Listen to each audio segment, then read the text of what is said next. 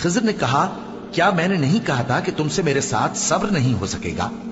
انہوں نے کہا کہ اگر میں اس کے بعد پھر کوئی بات پوچھوں یعنی اعتراض کروں تو مجھے اپنے ساتھ نہ رکھیے گا کہ آپ میری طرف سے عذر کے قبول کرنے میں حد کو پہنچ گئے ہیں۔ پھر دونوں چلے یہاں تک کہ گاؤں والوں کے پاس پہنچے اور ان سے کھانا طلب کیا۔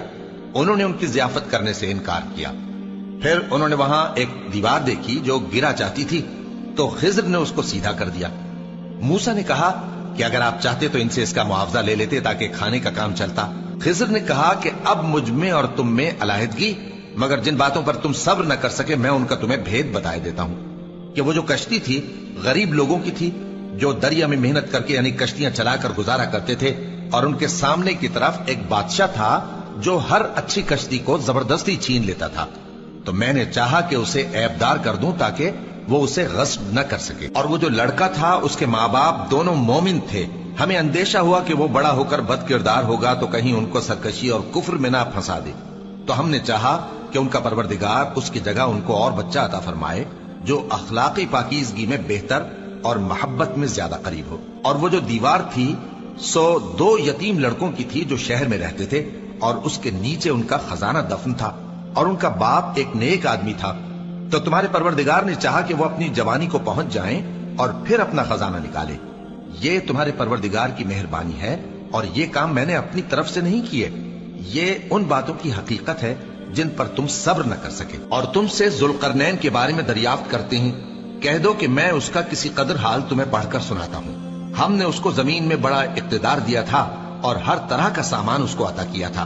تو اس نے ایک سفر کا سامان کیا، یہاں تک کہ جب سورج کے غروب ہونے کی جگہ پہنچا تو اسے ایسا پایا کہ ایک کیچڑ والے چشمے میں ڈوب رہا ہے، اور اس چشمے کے پاس ایک قوم دیکھی۔ ہم نے کہا ذوالقرنین تم ان کو خواہ تکلیف دو خواہ ان کے بارے میں بھلائی اختیار کرو، دونوں باتوں کی تم کو قدرت ہے۔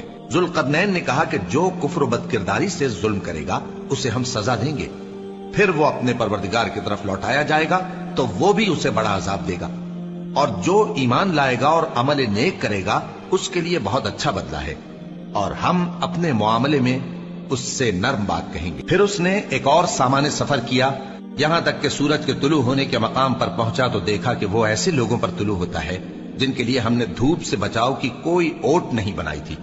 حقیقت یوں ہی تھی، اور جو کچھ اس کے پاس تھا ہم کو سب کی خبر تھی۔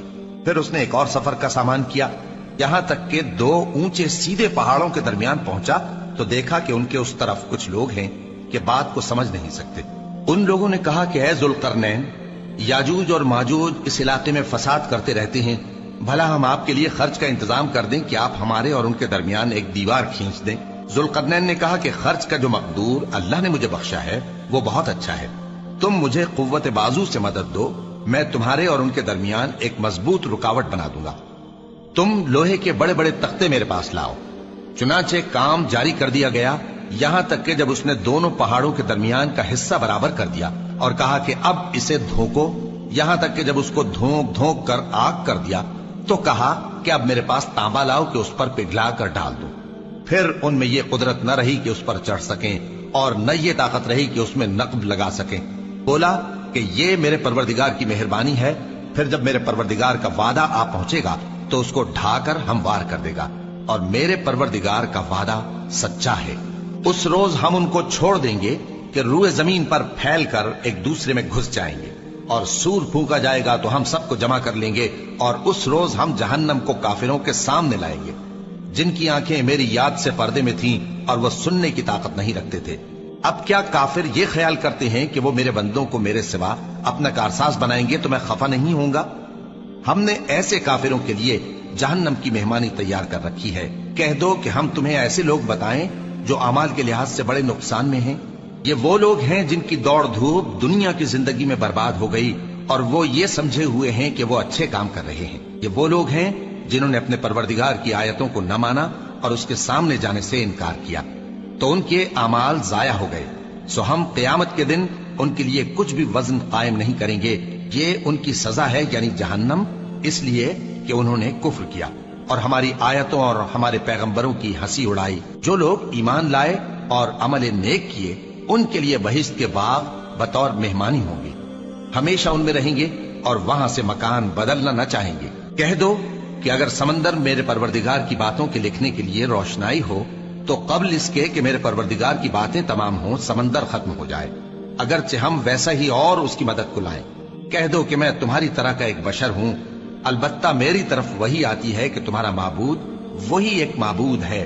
तो जो शख्स अपने परवरदिगार से मिलने की उम्मीद रखे चाहिए कि अमल नेक करे और अपने परवरदिगार की इबादत में किसी को शरीक ना बनाए।